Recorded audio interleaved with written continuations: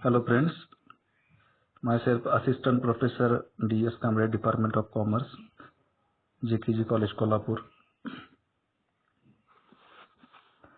Previous chapter of accounts of limited companies in issue of debentures, meaning of issue of debentures and distinction between shares and debentures. And now this topic we focus on types of debentures. From the point of security, unsecured or naked debentures. Debenture holders of these debentures are not given any security in respect of payment of interest or repayment of principal. Debenture holders which are secured by a mortgage or change on the whole or a part of the assets of the company are known as mortgage debentures. Mortgage debentures may be first or second debentures. First debentures are those debentures which are paid first before any payment is made to second debentures. It means second debentures are paid from the said security only after full payment, including interest payable, is made to the first debenture. डिबेंचर्सचा मराठीत अर्थ कर्ज रोखे असे येतो. ज्यावेळी कंपनीला भाग भांडवलाच्या माध्यमातून रक्कम म्हणावी तितकी उभारता येत नाही, त्यावेळी कंपनी आपल्याकडे असणारे कर्ज रोखे विक्रीस काढते आणि कर्ज रोखे भांडवल जे असतं ते कंपनीचं कर्जाऊ स्वरूपाचं भांडवल असतं. ह्यामध्ये डिबेंचर होल्डर्सना, कर्ज रोखे धारकांना कंपनीला व्याज द्यावं लागतं आणि व्याज कशा पद्धतीने द्यायचं हे त्यांच्या करारामध्ये ठरलेलं असतं. आज आपण डिबेंचरच्या प्रकारामध्ये कोणत्या कोणत्या गोष्टींचा समावेश होतो ते बघत असताना पहिला प्रकार आपण आत्ताच पाहिला, तो म्हणजे अनसेक्युअर्ड और secured debentures. Secured and unsecured. Unsecured म्हणजे कोणत्याही परिस्थितीमध्ये सुरक्षितता नसते, त्याला अनसेक्युअर्ड असं म्हणतात. सुरक्षितता म्हणजे कोणती, तर व्याज मिळण्याची. पेमेंट करत असताना कंपनीला समजा जर काहीतरी लॉस झाला तर कंपनी देणं बंधनकारक नसते, त्याला अनसेक्युअर्ड डिबेंचर्स असं म्हणतात. आणि सेक्युअर्ड डिबेंचर्स म्हणजेच कंपनी लॉस किंवा प्रॉफिट ह्या कोणत्याही गोष्टीचा अर्थ अपेक्षित नसतो, नियमित दराने त्यांना व्याज हे देणं बंधनकारक असतं. डिबेंचर्स होल्डरला कंपनीला नियमित दराने व्याज द्यावंच लागतं, त्या गोष्टीचा समावेश सेक्युअर्ड डिबेंचर्समध्ये येतो. Next, from the redemption point of view, redeemable debentures. These debentures are redeemed after expiry of the period fixed, and irredeemable debentures.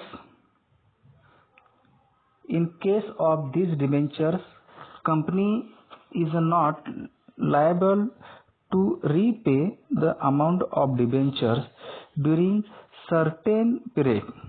It may repay at any time during its lifetime, and debenture holders cannot complete the company to repay the debentures at a certain point of time. Time factor is the most important factor in that debentures.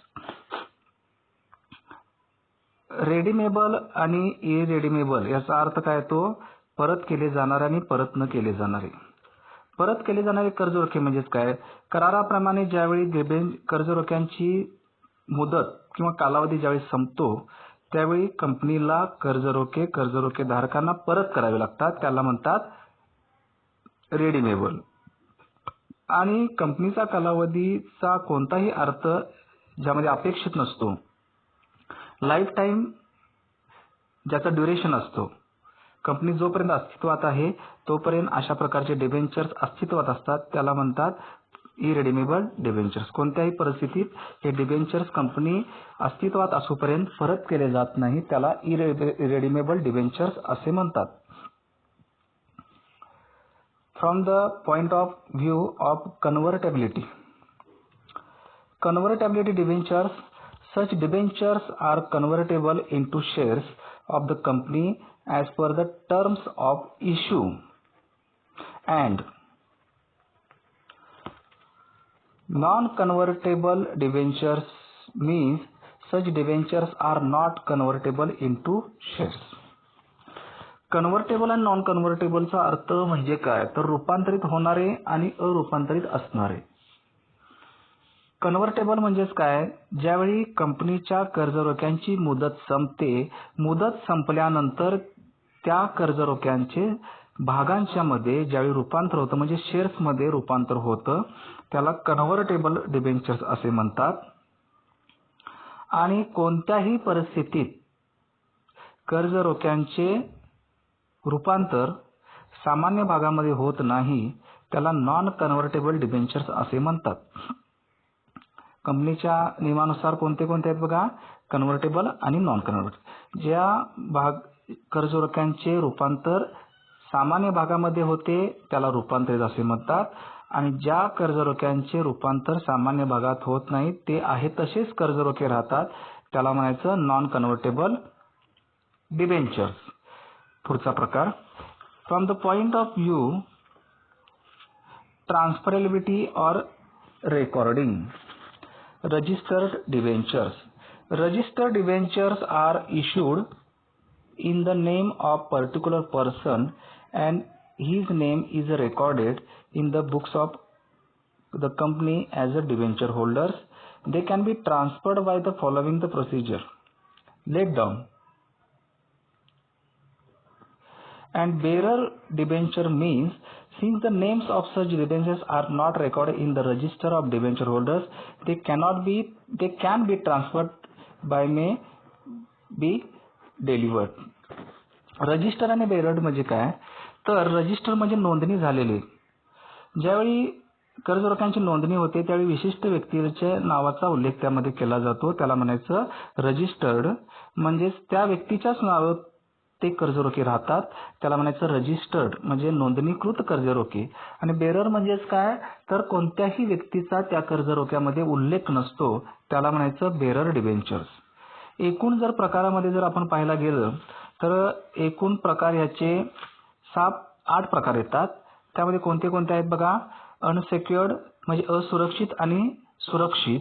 त्यामध्ये व्याजाच्या दराची नियमित मिळण्याची खात्री ज्यामध्ये असते त्याला secured असं म्हणतात. आणि व्याज नियमित दराने ज्या वेळी मिळत नाही, पर्सेंटेजनं ठराविक दराच्या पर्सेंटेजनं व्याज मिळत नाही, त्याला अनसेक्युअर्ड असं म्हणतात. त्यानंतरचा प्रकार कोणता पाहिला आपण, रिडीमेबल आणि इरेडीमेबल. कंपनीत परत केले जातात, कालावधी संपल्यानंतर जे कर्जरोखे कंपनीला परत करावे लागतात त्याला रिडीमेबल असे म्हणतात.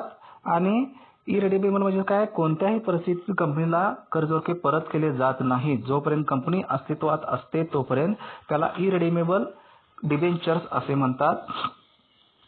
कन्व्हर्टेबल म्हणजेच काय, ज्या कर्जरोख्यांचे रूपांतर कंपनीचा ठराविक कालावधी संपल्यानंतर सामान्य भागामध्ये रूपांतर होतं त्याला कन्व्हर्टेबल डिबेंचर्स असे म्हणतात. आणि कोणत्याही परिस्थितीमध्ये कंपनीच्या कर्जरोख्यांचे रूपांतर सामान्य भागामध्ये होत नाही, त्याला नॉन कन्व्हर्टेबल डिबेंचर्स असे म्हणतात. रजिस्टर्ड डिबेंचर्स आणि बेरर डिबेंचर्स म्हणजे काय, विशिष्ट व्यक्तीच्या नावाखाली नोंदणी झालेली असते कर्जरोख्यामध्ये आणि ते कर्जरोखे त्या व्यक्तीच्या नावाने अस्तित्वात असतात, त्याला रजिस्टर म्हणजे नोंदणीकृत कर्जरोखे म्हणतात. आणि कोणत्याही व्यक्तीच्या नावाचा उल्लेख ज्या कर्जरोख्यामध्ये नसतो त्याला नोंदणीकृत नसलेले किंवा नोंदणी न झालेले म्हणजे त्याला बेरर डिबेंचर्स असे म्हणतात. When debentures are given as additional security to the bank or any other institutions or person against the loan taken from it or him, even though other property of the company is given by way of security, such an issue is termed as an issue of debentures.